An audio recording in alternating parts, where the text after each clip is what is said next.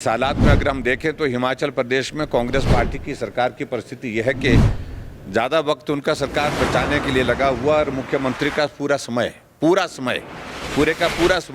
कुर्सी बचाने में लगा हुआ है।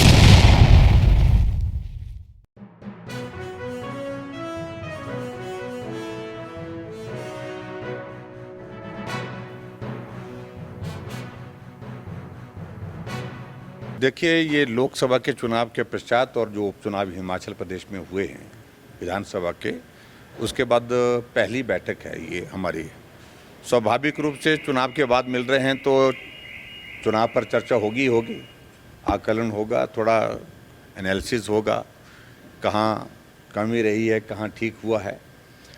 लेकिन मैं इतना मैं ज़रूर कहना चाहता हूँ, जो आप 4 सीटें कांग्रेस की जीतने की बात कर रहे हैं, या मैं इस तरह से इसको कहूं कि हिमाचल प्रदेश में 4 सीटें भारतीय जनता पार्टी ने लोकसभा की जीती, जिसमें से 1 सीट कांग्रेस के पास थी, कांग्रेस से हमने छीनी है मंडी लोकसभा का। और 6 उपचुनाव जहां 6 के 6 विधायक कांग्रेस पार्टी के थे, 6 में से 2 हमने छीने हैं, तो हमने तो हासिल ही किया है। 4 लोकसभा तो हमने जीती, जिसमें 1 का हमने इजाफा किया। पहले 3 थी हमारे पास, उपचुनाव में हम हार गए तो जिस सीट को मंडी की, और उसके पश्चात 6 में से हमने 2 सीटें कांग्रेस से छीनी है। कांग्रेस का नंबर कम हुआ है।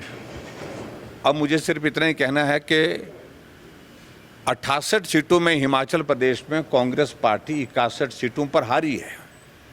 10 मंत्री इनके हारे हैं। और मैं इस बात को लेकर के हैरान हूं कि उसके बावजूद भी जश्न मनाया जा रहा है। 68 में से 61 सीटों पर हारने के बावजूद कांग्रेस जश्न मना रही है। ये इनकी सोच का एक जो है वो दिवाला, जिसको मैं कह सकता हूं, दिवालिया क्या बोलते शब्द उसका, दिवालियापन जो है वो हो गया है।